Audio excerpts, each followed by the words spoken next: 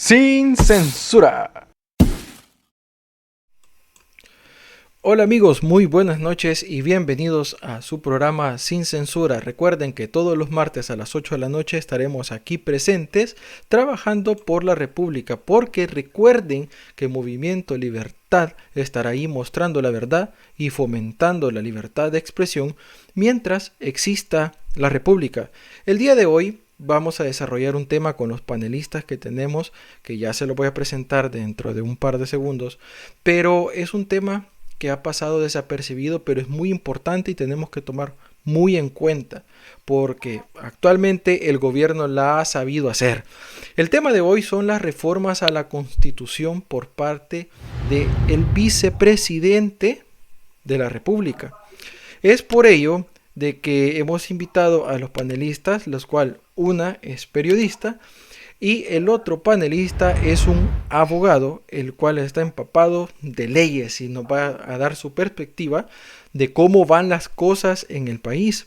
Entonces, para eso, les tengo aquí preparado una foto del vicepresidente de la República, el cual me llama la atención. Ha pasado desapercibido todo este tiempo, no ha dicho nada, de hecho hasta nos hemos olvidado de él, pero este señor ha estado trabajando en esto. Hasta el momento se tiene en cuenta que son 12 reformas, las cuales hay 4 de ellas que me llaman mucho la atención como ciudadano y tenemos que tomarla en cuenta. Una de las más importantes es la eliminación de la Corte Suprema de Justicia. La segunda, cambios de los periodos de funcionarios. Vamos a centrarnos específicamente en el periodo presidencial, porque de un quinquenio vamos a pasar a 6 años, imagínense. El sí al aborto y la unión entre parejas homosexuales. Así que le vamos a dar la bienvenida a nuestros colegas.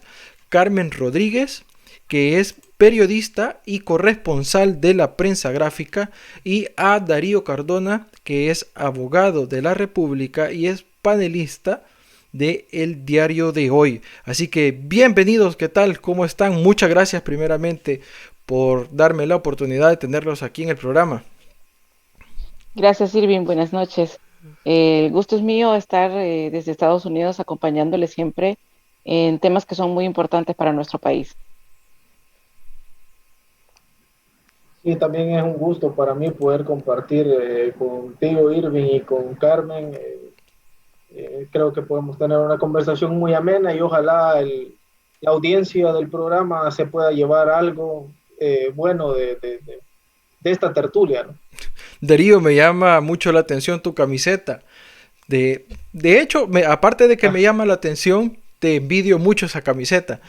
Pero bueno, vamos a empezar a entrar en materia, porque hay un montón de personas que ya nos empezaron a preguntar y muchas gracias por la participación. Recuerden, ustedes son el cuarto invitado, las personas que están ahí desde sus casas o desde la comodidad de, de su zona de confort viendo este programa. Empezaría con la primera pregunta y me gustaría que Carmen nos diera su punto de vista. Y sería, ¿por qué la reforma a la Constitución de la República y por qué la urgencia del vicepresidente? Bueno, realmente del presidente, pero ¿por qué el vicepresidente es el principal actor intelectual? Bueno, es lo que nos hacen ver, ¿verdad?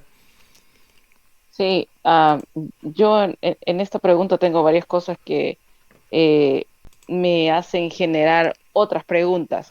Ujú. Eh, Primero, creo que fue la semana pasada cuando circuló este documento de las supuestas reformas que se van a realizar, en las que ha estado trabajando el vicepresidente Félix Ulloa con un grupo de personas cercanas a nuevas ideas, no representantes de toda la sociedad, que esto hay que decirlo porque hay un grupo de trabajo, pero este grupo de trabajo no representa a todos los sectores de la sociedad.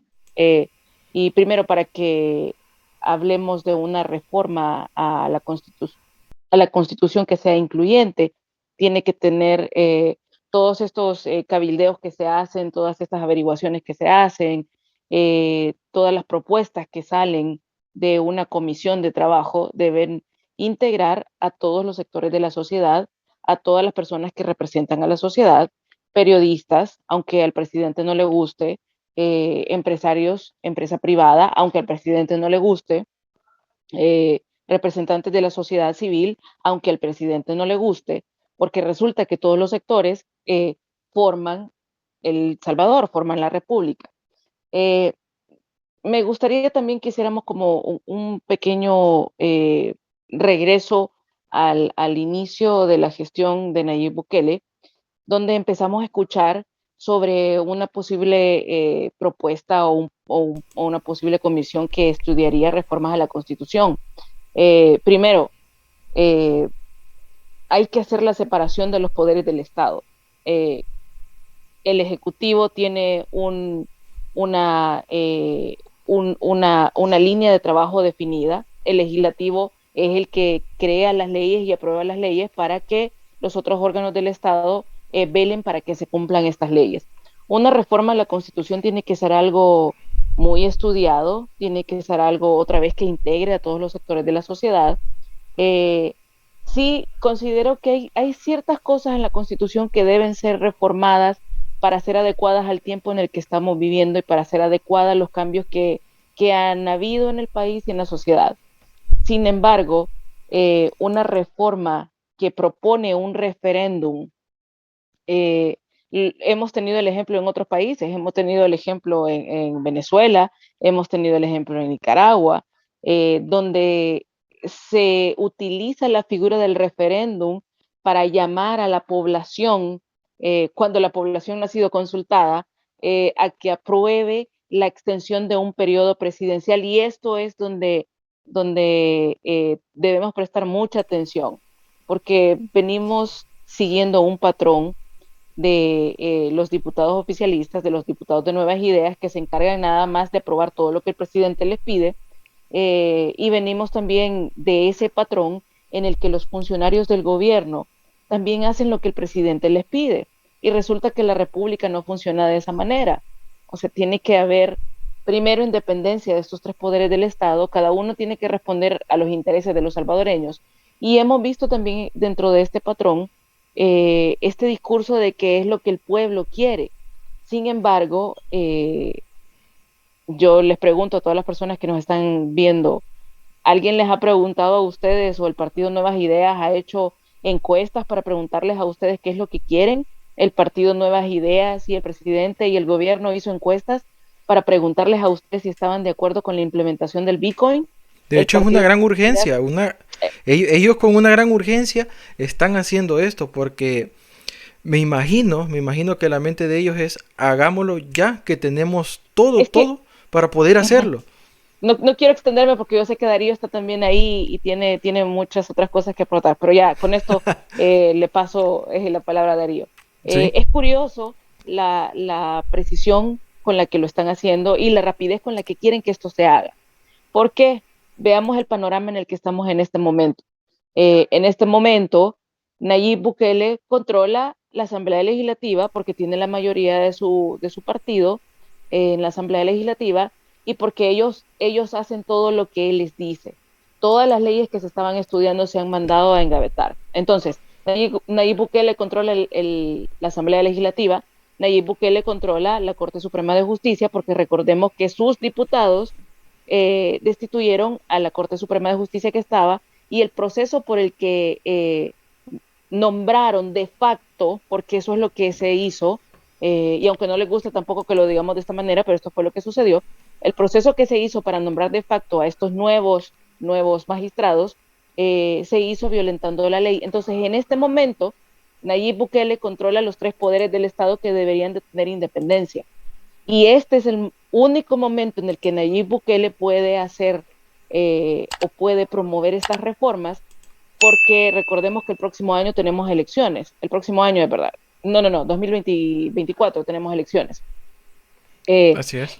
si la dinámica cambia en las elecciones de 2024, definitivamente que Nayib Bukele va a perder el poder que en este momento tiene. Y por eso es la precisión de hacerlo de esta manera. Y con esto yo le envío a Darío la palabra.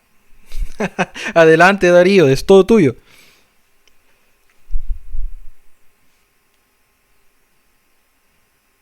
No escuchamos a Darío. Tienes que activar el micrófono, Darío. Perdón, sí, claro, claro. Ok, Ya, listo. ya, Siempre, estamos. y es siempre sobre la base de la misma inquietud, pues yo, esta es mi opinión personal, no existe ninguna urgencia para reformar la Constitución. En ningún aspecto.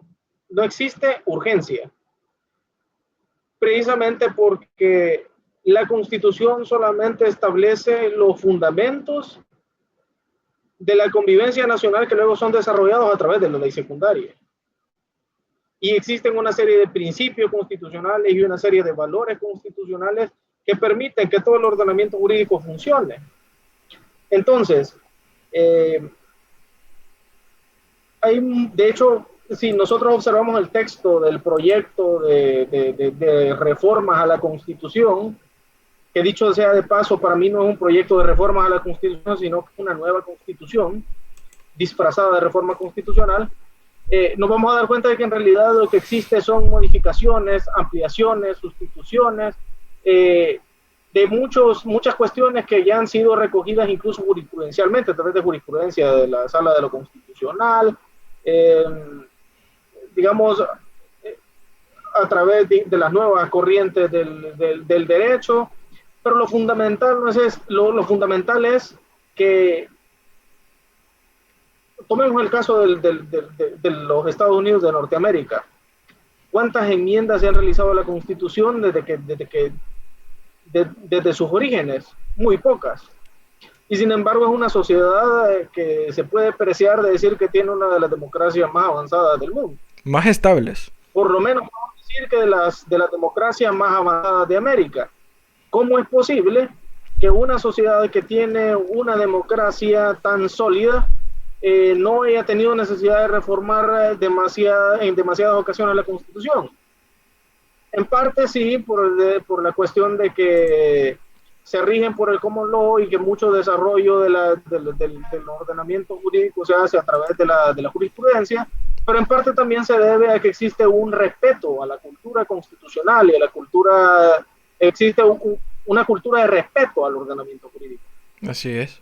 Y existe una, digamos, una coherencia y una visión común en el pueblo norteamericano sobre cuáles son los valores y los principios sobre los cuales está sustentado digamos, este Estado federado. Ahora, mi pregunta. Entonces, para los... Sí, solo quiero terminar la idea. Sí, dale. Con algo sencillo, digamos, y lapidario. No es necesario hacer cambios en las leyes y en las normas cuando existe un espíritu común y cuando se entienden los valores y los principios y los cimientos sobre los cuales está fundada la República. Cuando es necesario estar regulándolo todo y sobreregulándolo todo es porque no existe claridad. Entonces el problema ya es un problema de índole política. Y ese es el tema el cual se debe de atacar. Yo creo que no hay urgencia, más que urgencia de realizar reformas constitucionales, existe urgencia de establecer, digamos, los cimientos para que exista una coherencia entre los diferentes sectores de la sociedad respecto hacia dónde vamos y qué es lo que queremos como nación, como país.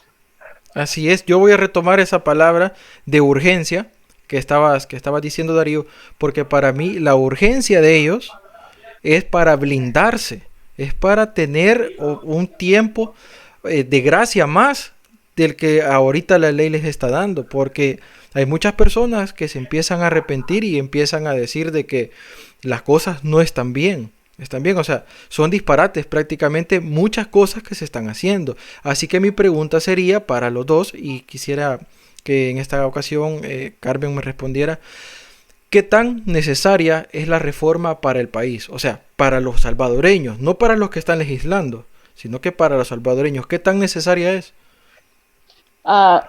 El problema es que El Salvador tiene leyes que no se han cumplido. El Salvador tiene normativas que no se cumplen. Antes de yo pienso que antes de enfocarnos en estas propuestas que hemos visto, porque en realidad no sabemos si son esas las propuestas que están sobre la mesa, o si de aquí, porque esta es una característica de este gobierno, o sea, o si de aquí en un mes o en 3 meses nos salen con otras propuestas que son totalmente diferentes a las que se han hecho públicas. A mí me llama muchísimo la atención la forma en la que estas propuestas se han hecho públicas, que no va acorde al comportamiento que ha tenido el gobierno y la gente cercana a Nayib Bukele, el presidente, y la gente de este círculo que se encarga como dijo Darío, de cimentar las bases para ciertos cambios que le convienen a cierto grupo y no a todos los salvadoreños, porque no se ha hecho ninguna consulta, ningún cabildeo. Y hay muchas cosas bueno, no solo esta propuesta de reformar la Constitución, han habido otras cosas que parece que no tienen planes, parece que no saben qué es lo que están haciendo. Y sí me llama muchísimo la atención esto, de que siempre cuando el presidente va a dar un paso, siempre es él el que se lleva el show, siempre es él el que conduce ese show, no es Félix Ulloa, no son los diputados, siempre es el presidente. Entonces, yo sospecho de que esto sea un distractor y que las verdaderas reformas que están preparando son otras y las vamos a conocer después más adelante.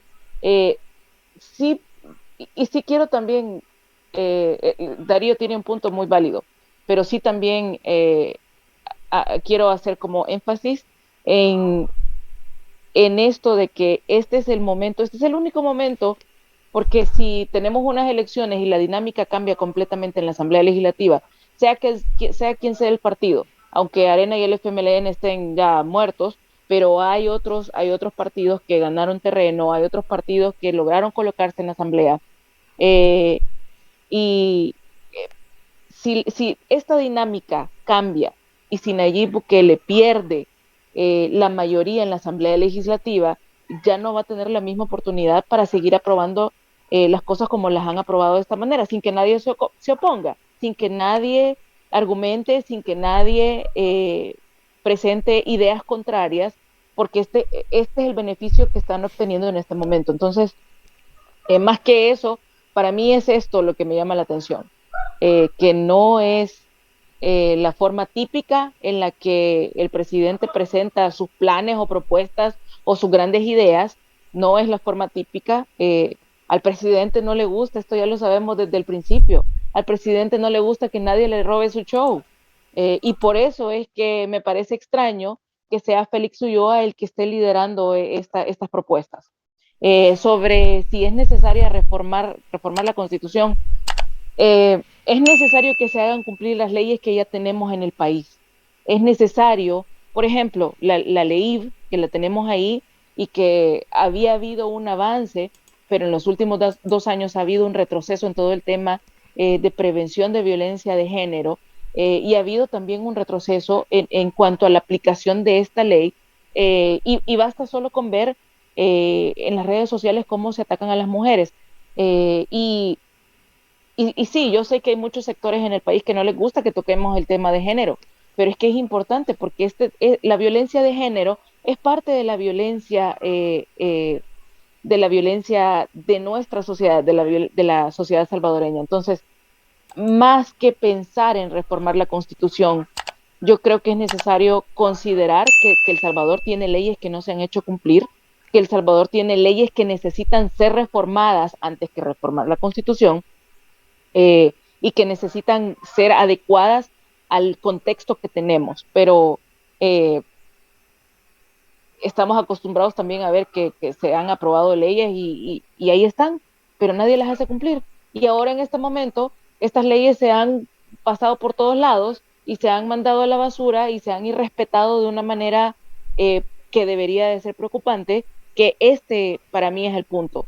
Pensar en que se debe construir, como dijo Darío, este respeto por la democracia y por la Constitución y este respeto a lo que significa las leyes para los ciudadanos y para el país. Yo me mantengo con lo que dijo Darío, que dice, no se está proponiendo una reforma, realmente es un cambio de constitución disfrazado de reforma. Darío. Sí, me parece algo, quiero rescatar algo de lo que dijo Carmen, que me parece que es importante tocarlo. Ese fue un rayo.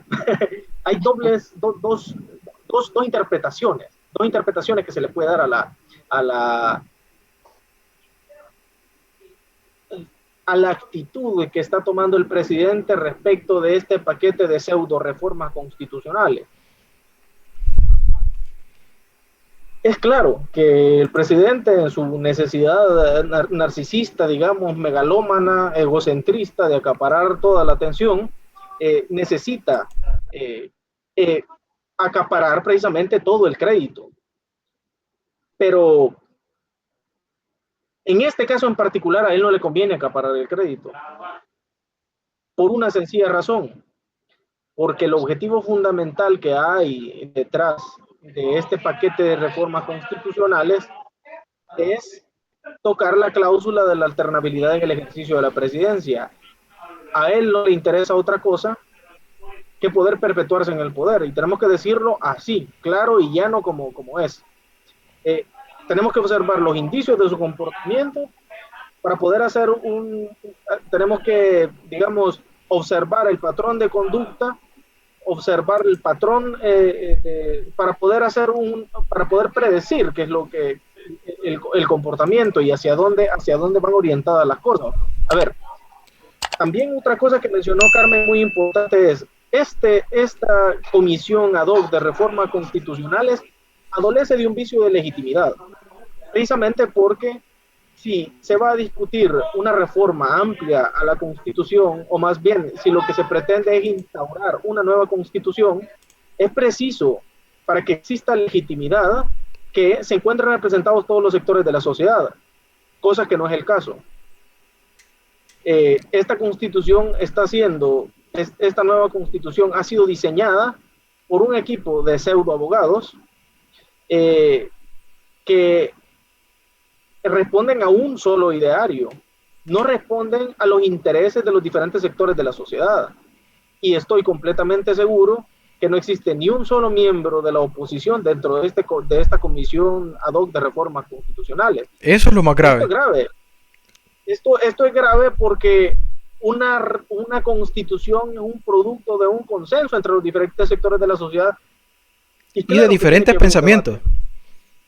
Claro, tiene que haber un debate. Si no hay debate, no podés decir de que ese es un producto democrático, es un producto impuesto. Eso es lo que está sucediendo con esta nueva constitución.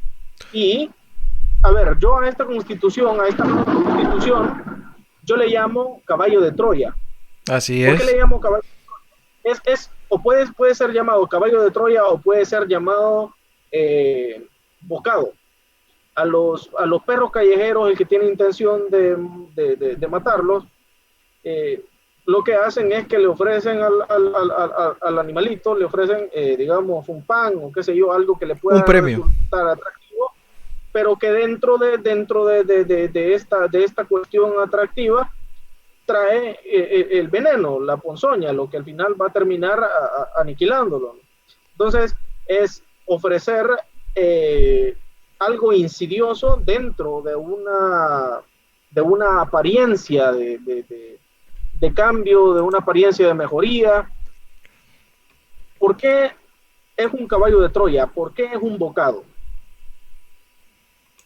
Porque es un paquete amplio de reformas en el cual se puede tener una discusión amplísima sobre cada uno del contenido de cada uno de los artículos, pero que en realidad lo que busca es trastocar los cimientos del Estado, los cimientos de la República. Darío, una cosa que... A través de cambios en la forma y sistema de gobierno. Fundamentalmente eso es lo... Sí. Una cosa que a mí me preocupa y realmente me da mucho pesar y a la vez me da así como una aflicción, saber que dentro de esas pseudo reformas, que hasta el momento conocemos 12 que nos han dado a conocer, pero no sabemos si realmente vienen más detrás de estas. Es una que me llama mucho la atención y es que quieren derogar, o sea, quieren dejar sin funciones a la sala de lo constitucional, que es la única que hasta el momento se ha podido oponer a las decisiones que toma un solo ciudadano. En este caso, todos ya sabemos quién es el que da las decisiones. Aunque tengan la mayoría calificada en la asamblea, aunque tengan todos los ministerios, pero hay una persona que está dando las directrices para el país. Entonces, sin una sala de lo constitucional, estamos como buen salvadoreño fregados. Eh, Prácticamente lo que quieren hacer es desechar esa idea de la sala y crear un tribunal constitucional. Entonces, para Carmen sería la pregunta, ¿lo ven bien ya que ella es periodista, ya que ella está viviendo fuera de El Salvador, ejerciendo su profesión? ¿Estados Unidos y los demás países ven bien esto? O sea, ¿cómo están catalogando a El Salvador? Eh, El Salvador tiene más o menos 6 meses de venir en picada en cuanto a la reputación que tiene aquí en Estados Unidos y con la comunidad internacional con ciertos países. Pero antes de ir un poco más allá de este tema, Darío e Irving, yo creo que hay un problema mayor de fondo cuando se hablan de estas reformas y de esta propuesta y de esta nueva constitución. Y es que se ha creado, antes de que supiéramos de estas reformas, eh, se creó y antes de la destitución de los magistrados de la Corte Suprema de Justicia y del nombramiento de facto de la nueva Corte Suprema de Justicia en la que se irrespetó los procesos que están establecidos en la ley, antes de eso se venía construyendo, desde que Nayib Bukele llegó a la presidencia, se venía construyendo una narrativa en la que se satanizó a los magistrados de la Corte Suprema de Justicia.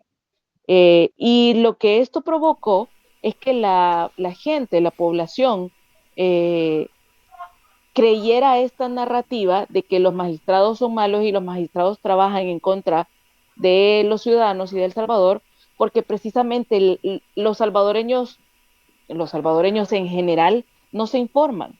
Los salvadoreños en general no saben para qué sirve la Corte Suprema de Justicia, no saben cuál es el papel de los magistrados, no saben por qué los magistrados se oponen a aprobar ciertas o a la aprobación de ciertas leyes, y este es el problema de fondo de estas reformas y de lo que está proponiendo este gobierno y de lo que está proponiendo esta comisión que es ilegítima, como lo dijo Darío. El hecho de que eh, eh, y bueno, no solo se ha creado esta narrativa de odio y de satanización eh, en, en, contra de la Corte Suprema de Justicia, también se creó alrededor de los otros partidos políticos y se sigue alimentando esta narrativa. Entonces, este es el problema, que la gente en este momento cree esa narrativa y la gente ha tomado esta narrativa como una verdad y no hay un interés porque hay más credibilidad a esta narrativa y a esta trama de mentiras que se construyó muy bien y que se diseminó muy bien en los medios de comunicación y especialmente en las redes sociales, que no hay un interés de parte de la población en saber siquiera para qué existe la Corte Suprema de Justicia y para qué existe la Sala de lo Constitucional. Ahora, ¿qué es esto de una sala de lo social y una sala de lo electoral? O sea, ¿cuál es la necesidad? Si tampoco esta supuesta comisión o esta comisión que está haciendo todo esto, ¿No tampoco ha será para pagar investigado, favores? pues sepa la bola, como dicen. Pero, o sea, tampoco nos han explicado de qué se trata, o sea, que habla yo les digo así, en mi vida había escuchado de una sala de lo social que fuera parte de la Corte Suprema de Justicia, cuando la Corte Suprema de Justicia tiene un rol muy específico que es hacer cumplir y hacer valer las leyes que tiene un país, que no tiene nada que ver con lo social, esto es otra cosa. Entonces, ese es el problema de fondo para mí.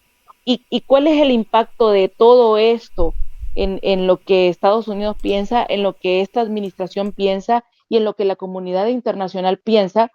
Pues es que, y lo venimos advirtiendo desde hace mucho, El Salvador está yéndose por un camino al aislamiento y ya lo estamos viendo reflejado en toda la problemática que hay alrededor de las negociaciones de los préstamos.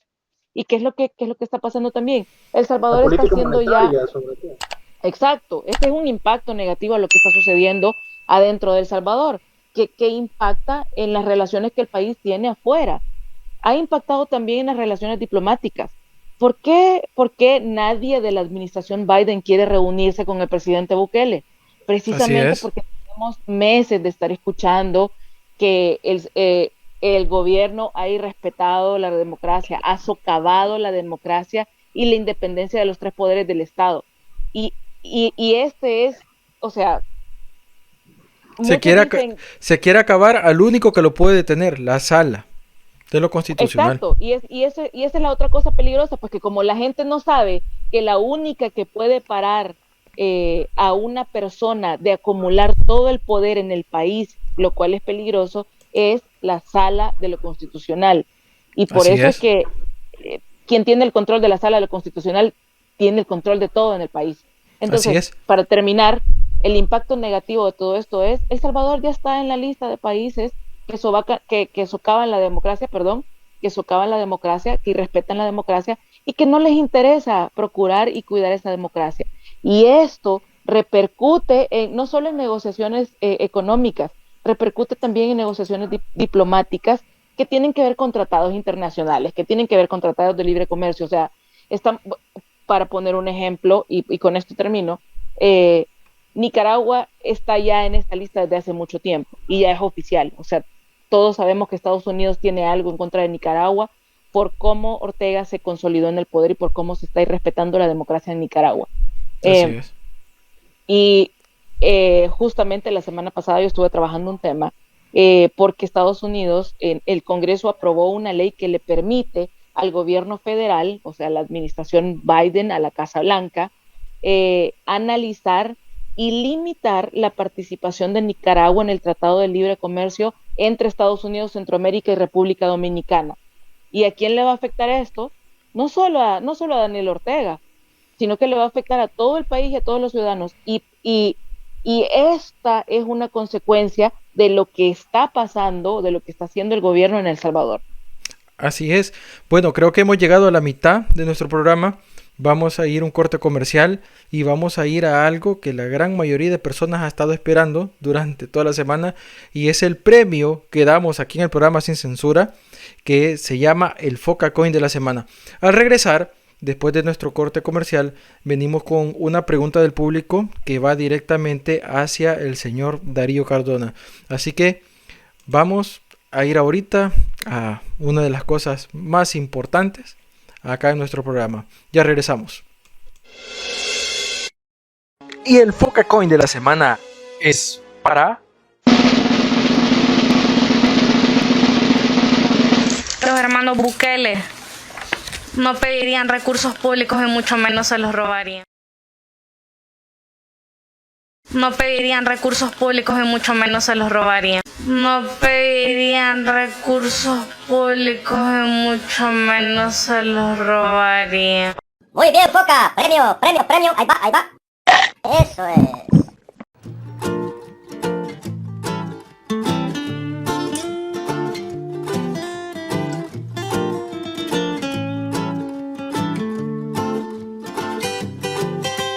Soy ese clamor desesperado de una madre. Soy sangre derramada en las manos de un cobarde. Soy fuerzas que se unen en un cordón humano. Que estamos viviendo de todos la lados. más seria crisis política del siglo XX y del siglo XXI. La vida está primero. Soy grito de la juventud. Soy ciencia, soy cultura. Memoria que no quiere revivir la dictadura. No soy tanto que nos costó que más o menos comenzáramos a caminar por el sendero de la democracia.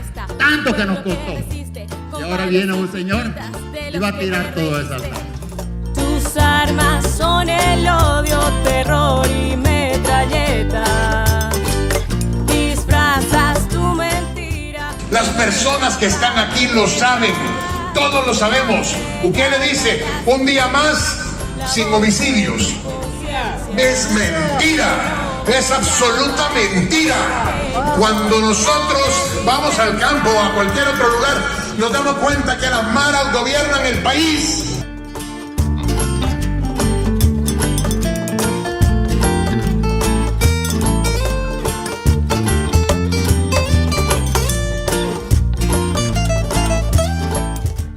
Desde entonces él ha ido construyendo una narrativa en la que se presenta como algo nuevo y distinto en la política salvadoreña, como el enviado de Dios que viene a salvar al pueblo del Salvador.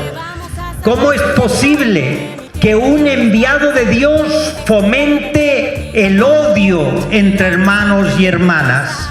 Poner la otra mejilla, pero hay líderes de pie y nunca un pueblo de rodillas. Soy el que te apoyaba y ahora no te respalda. Soy todos los inocentes que cargas sobre tu espalda. En tu papel de víctima tu gente mentiste. En el que ayer odiabas, hoy te convertiste. Tus armas son el odio, terror y metralleta.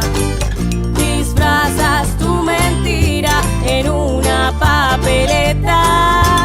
Y aunque ya callaste la voz de tu conciencia, y no vamos a callar porque somos la resistencia.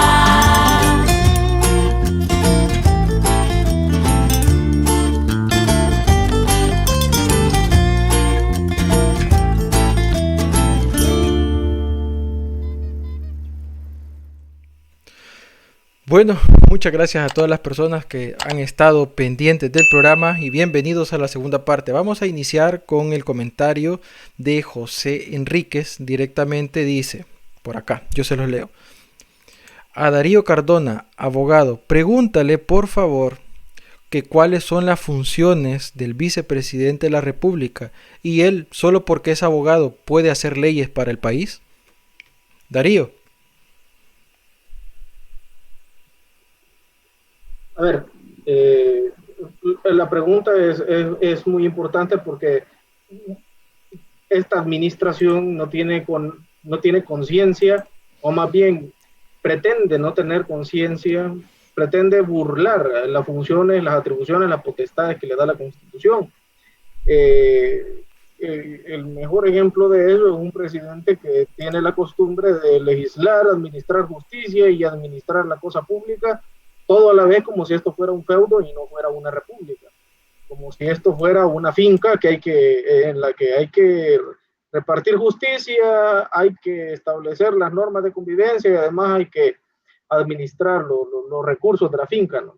Entonces, debemos de entender que tanto el presidente como el vicepresidente de la República pertenecen al órgano ejecutivo, al órgano administrativo, y como tal se encargan de la administración de los recursos,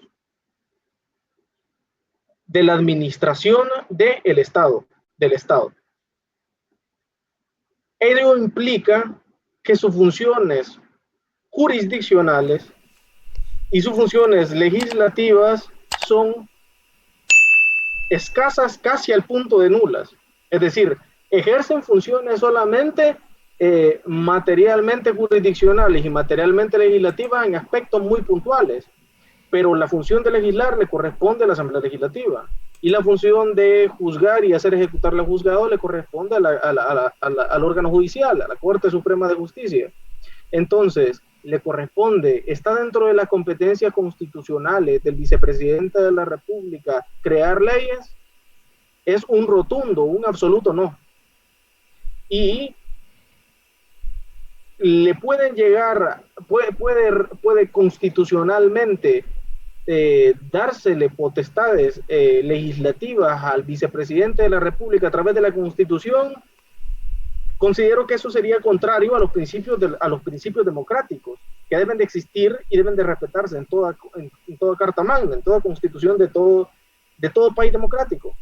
Porque darle funciones legislativas tanto al presidente como al vicepresidente de la República implica respetar la separación de poderes, la división orgánica del Estado. Implica afectar el principio de equilibrio de frenos y contrapesos que debe de existir en toda república.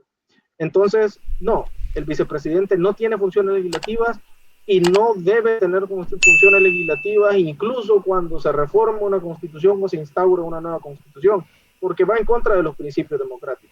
Pero aquí hay una orden directamente del sultán y le dijo, Félix, tú te haces cargo de esto. Entonces eso es como la justificación que él tiene para poder ejercer este tipo de leyes. Ahora bien, les voy a hacer la siguiente pregunta y contéstenme como ciudadanos, no como profesionales que están ejerciendo ahorita y dando su punto de vista o están tratando la forma de hacer ver desde el área que ustedes manejan.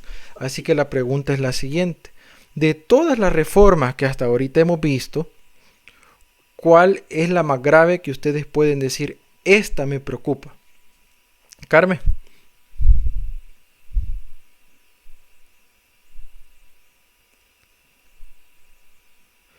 Tienes que activar el micrófono. Perdón. No hay problema, pasa. Sí, y estamos aquí. A mí me preocupa que se esté hablando de una reforma a muchos artículos de la Constitución, y como lo dijo Darío, de que se esté hablando de que se está presentando una nueva Constitución sin que la población sepa qué significa y cuál va a ser el impacto para todo el país y para todos, los que viven en El Salvador, los que vivimos afuera, porque a todos nos interesa lo que pasa en nuestro país. Entonces, para mí esto es lo más preocupante, que se esté realizando esto, que no sepamos si lo que se ha hecho público en realidad es lo que ellos quieren hacer y no nos están distrayendo para que estemos discutiendo de esto precisamente, mientras ellos están preparando como quieren la reforma que van a aprobar, porque este es otro punto que se me escapó señalar, que este gobierno nos ha demostrado que irrespeta las leyes en todo momento. Entonces a mí no me extrañaría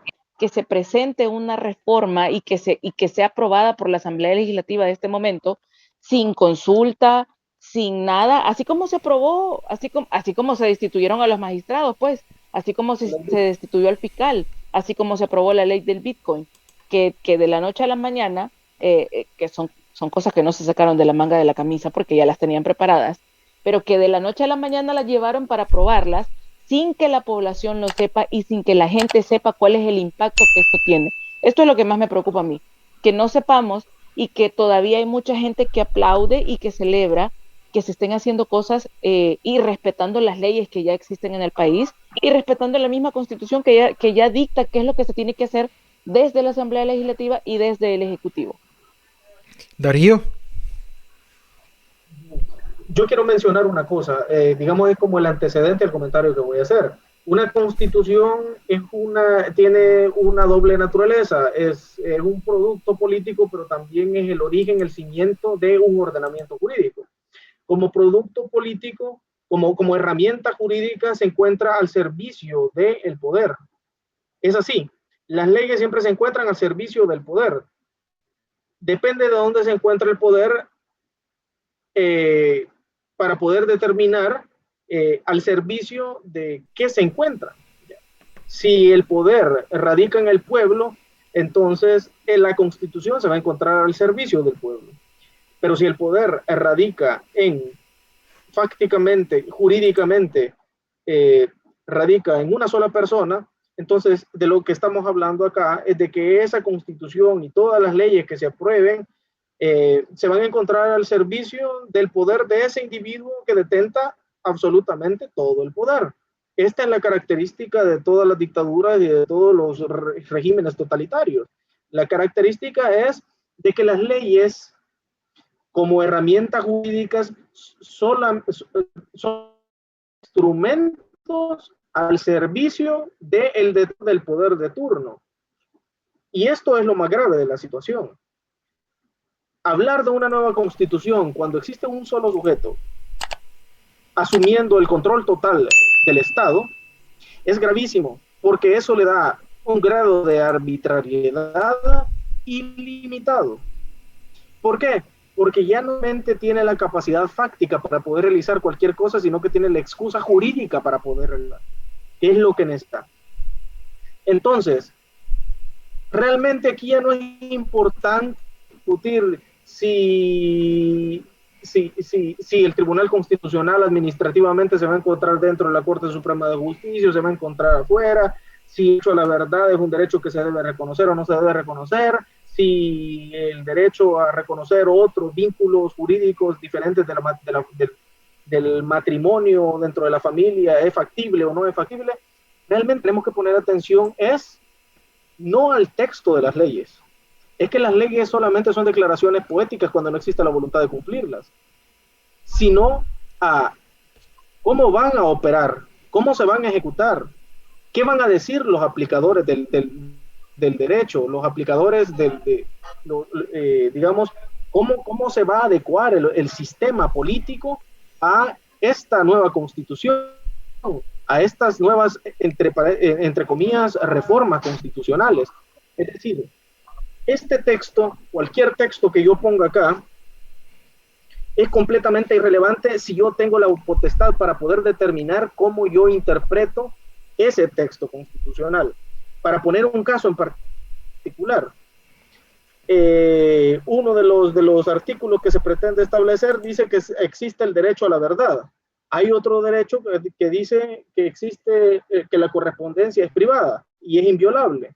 Claro, ok, pero si al presidente de la República, al dictador de la República, le conviene por conveniencia interpretar, darle un mayor alcance al derecho de la verdad por encima del derecho a la inviolabilidad de la correspondencia privada, puede decir, no, fíjese de que nosotros hemos publicado las comunicaciones privadas de WhatsApp de la oposición sobre la base del derecho constitucional a la verdad.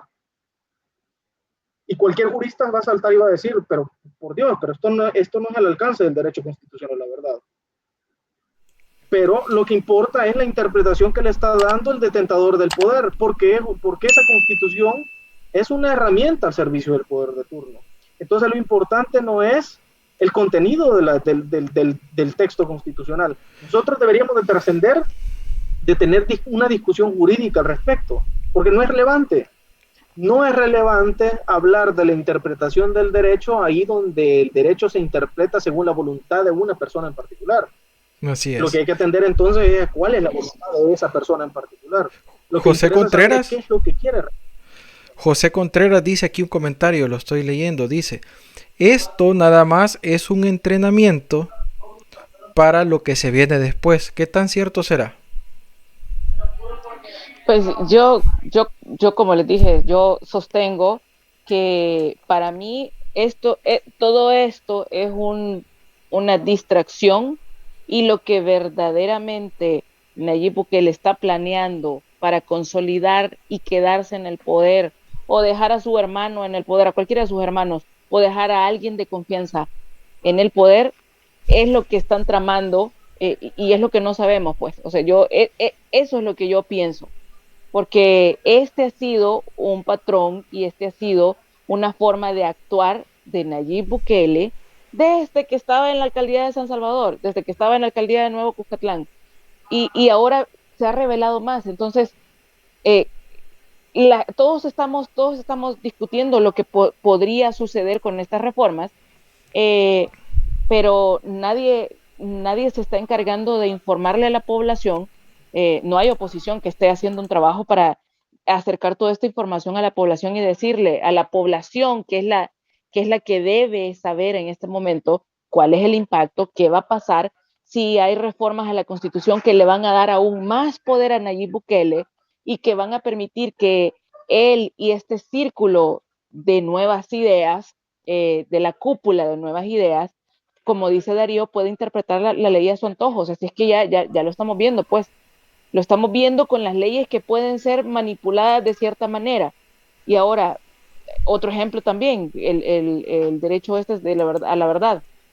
Esto es como que la verdad absoluta la va a tener él, y no va a haber nadie más que pueda decir lo contrario, porque entonces va a haber una ley que dice que la verdad es la que el gobierno presenta, aunque no sea la verdad, y no va a haber forma de refutar eso.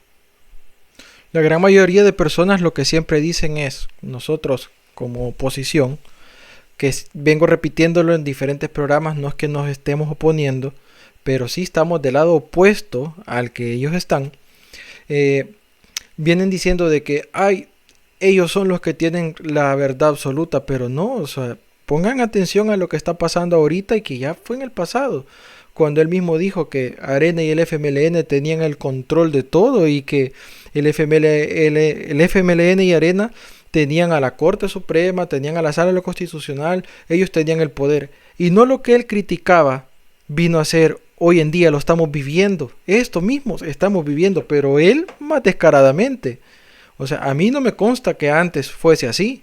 Si él lo descubrió, qué bueno, pero no está predicando lo que realmente tiene que estar poniendo en práctica. Entonces, como ya estamos llegando casi al final de nuestro programa, les quisiera hacer la última mención, que esta no va a ser pregunta, sino que me gustaría que ustedes, como profesionales en sus áreas, les dijeran a la población o qué recomendación le darían a las personas, ya que estamos a punto de entrar a un proceso que a saber hasta dónde nos va a llevar esto. Darío, empecemos por tu lado, desde el punto de vista jurídico, como abogado de la República y como columnista del diario de hoy. Yo lo que diría puntualmente es esto. Al gobierno de turno no le interesa reformar la Constitución en aquellos aspectos en los cuales existen algunos vicios que pueden ayudarle a mejorar los aspectos de la convivencia nacional. Lo que le interesa fundamentalmente trastocar el corazón de la Constitución. Este gobierno no pretende ser una república, no pretende ser una democracia, no pretende respetar los valores y los principios democráticos y los valores y principios constitucionales. Lo que pretende es la consolidación de un poder absoluto al estilo de cualquier dictador o de cualquier líder totalitario de cualquier país del mundo, de cualquier momento de la historia. Eso es lo que pretende. Las excusas son variadas para poder hacerlo y los maquillajes son variados, pero ese es el objetivo último. Claro, utilizan la estrategia de la dispersión de la atención pública, trayendo a colación anzuelo la agenda progresista versus la agenda conservadora para poder mantener a la gente en debates que realmente no son el centro de la cuestión. Entonces, a lo que le tenemos que poner atención es a no dejar que este gobierno se meta con la forma y sistema de gobierno, a no dejar que este gobierno se meta con la democracia. Y a la otra cosa a la que le tenemos que poner atención es a que una cosa es el texto de las leyes y otra cosa es cómo se aplican en la práctica. Porque si usted le agarra el anteproyecto del vicepresidente y de su plaque de reforma, usted va a encontrar ahí el debido proceso. Pero usted pregúntese si a los detenidos por represalias políticas se les han respetado sus garantías del debido proceso. Habla ahí del reconocimiento al derecho al acceso a la información pública, pero han restringido la mayor parte de la información pública que tiene que ver con, por ejemplo, con compras públicas del Estado. Hablan, por ejemplo, de que la Fuerza Armada no puede realizar propaganda política, pero pregúntese si no es cierto que el ministro de la Defensa estuvo haciendo campaña política durante la campaña legislativa. Entonces, una cosa es lo que el presidente y su gobierno falso de títeres dice, y otra cosa es lo que en realidad es en la práctica. Entonces, debemos de tener cuidado en comprender que no podemos poner nuestra constitución, no podemos poner las reglas de nuestra sociedad en manos de alguien que no está dispuesto a respetar la institucionalidad, que no está dispuesto a respetar la democracia, porque el que no está dispuesto a respetar la democracia y la institucionalidad, traducido al lenguaje castellano, no está dispuesto a respetarlo a usted y a respetar sus derechos fundamentales cuando eso entra en conflicto con sus intereses. Eso es lo fundamental. Eso es lo que cuesta decirle a la población.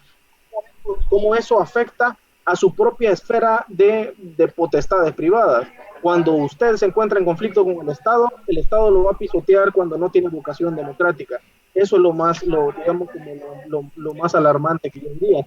Y no crea en esta falacia de la democracia directa versus la democracia representativa, porque esto de los mecanismos de consulta popular no son cuestiones amañadas. O sea, te van a preguntar únicamente sobre aquellas cuestiones que realmente, sobre las cuales a ellos no les interesa decidir.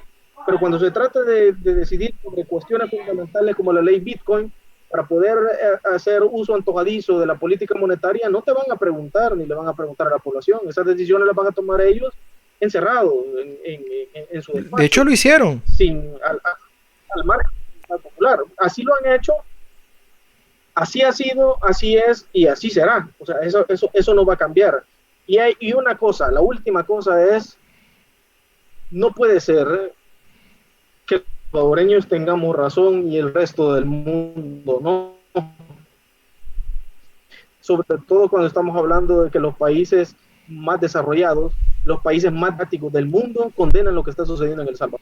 No podemos pecar de arrogantes.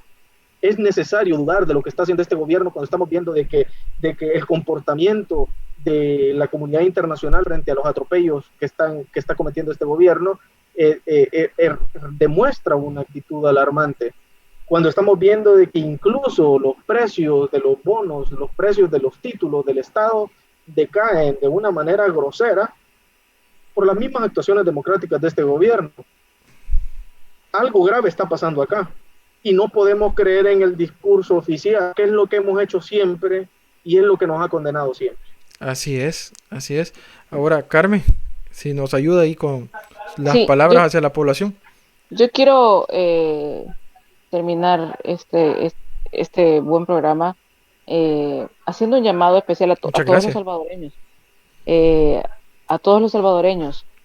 La participación ciudadana es muy importante para que no nos roben la democracia. La democracia es algo que nos ha costado construir. ¿Y por qué ahora personas como Darío, como Irving, como yo, que somos, bueno, ustedes son más jóvenes que yo, pero que somos jóvenes, ¿por qué ahora hablamos y por qué ahora estamos apuntando sobre estas cosas y no lo hacíamos antes? Bueno, antes teníamos una preocupación que era estudiar y jugar. No nos interesaba lo que pasaba en el país porque no teníamos una conciencia desarrollada. Pero ahora que nos sentimos parte de la sociedad, nos preocupa nuestro país y nos preocupa que mucha gente en nuestro país no sepa cuál es el funcionamiento de todo el conjunto de leyes y de reglas que están diseñados para que haya armonía en una sociedad y para que haya democracia en una sociedad. Entonces, por eso es que la participación ciudadana es sumamente importante. Y no creamos en que el referéndum, o sea, veamos los ejemplos. Hugo Chávez se consolidó en el poder en Venezuela y Venezuela está en la desgracia gracias a que Hugo Chávez utilizó la figura del referéndum para consolidarse y quedarse en el poder. Daniel Ortega está en Nicaragua en el poder y Nicaragua está donde está gracias a que se usó la figura del referéndum para consolidarse en el poder. Entonces, veamos los ejemplos y como dice Darío, no es posible que todo el mundo, que todos nuestros vecinos nos estén diciendo ese no es el camino, eso no es lo correcto, esto le va a costar muy caro al país y que seamos tan ciegos y tan arrogantes de pensar que una sola persona tiene la verdad absoluta cuando no lo es. Así como cuestionan a los periodistas, así como cuestionan a todos los que estamos señalando todo esto desde hace muchísimo, cuestionen también a las autoridades. Ese es el papel y el trabajo de los ciudadanos, cuestionar a las autoridades, exigirles a las autoridades que trabajen por nosotros, no que trabajen por ellos. Y veamos como ciudadanos el trasfondo de todo lo que está sucediendo, que no es de beneficio para la sociedad ni de beneficio para los salvadoreños, es de beneficio para ese grupo que forma ahora parte de la cúpula de Nuevas Ideas, para esa argolla que es el círculo cercano a Nayib Bukele. Y esto, o sea, y solo pensemos, ¿cuánto nos repitió Nayib Bukele desde que estaba en la alcaldía de San Salvador, que era diferente, que iba a hacer las cosas diferente, que El Salvador iba a mejorar?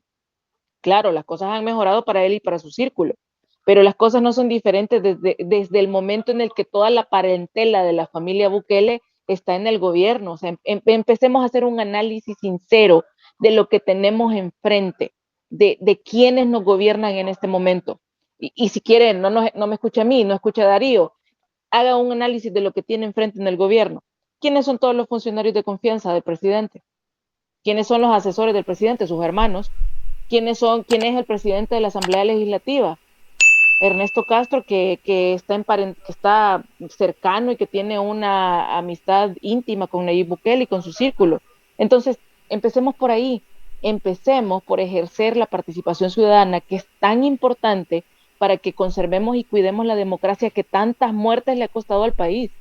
Eso es lo que debería de preocuparnos. Y empecemos a ver desde el punto de vista cristiano, desde el punto de vista moral, desde el punto de vista correcto, quien procura el bienestar para la gente de un país no divide a la sociedad. Y Nayib Bukele se ha encargado de dividir a la sociedad desde antes de llegar al poder. Así es. Bueno, lastimosamente hemos llegado al final de nuestro programa. Quería darle las gracias a los panelistas, a Carmen Rodríguez y a Darío Cardona por hacerse presentes el día de hoy, dando su opinión y aparte de eso colaborando y haciendo patria. Aquí estamos haciendo patria, señores, porque somos de los pocos que estamos todavía defendiendo nuestros derechos, porque recuerden que el movimiento Libertad siempre va a estar ahí mostrando la verdad y fomentando la libertad de expresión mientras viva la República. Así que aquí vamos a estar. Muchas gracias a todos ustedes, al cuarto invitado también, que son las personas que han estado participando, y a todos esos colegas que lo ven después, no lo ven en vivo, sino que lo ven ya diferido, pero ahí estamos, siempre poniendo nuestro granito de arena para que El Salvador avance. Muchas gracias por todo. Ha sido un enorme placer y un privilegio haber estado con ustedes dos. Y creo que nos vemos de aquí hasta el próximo martes. Nos vemos. Muchas gracias. Muchas gracias. Darío. Buenas noches a todos. Vemos. Gracias. Feliz noche.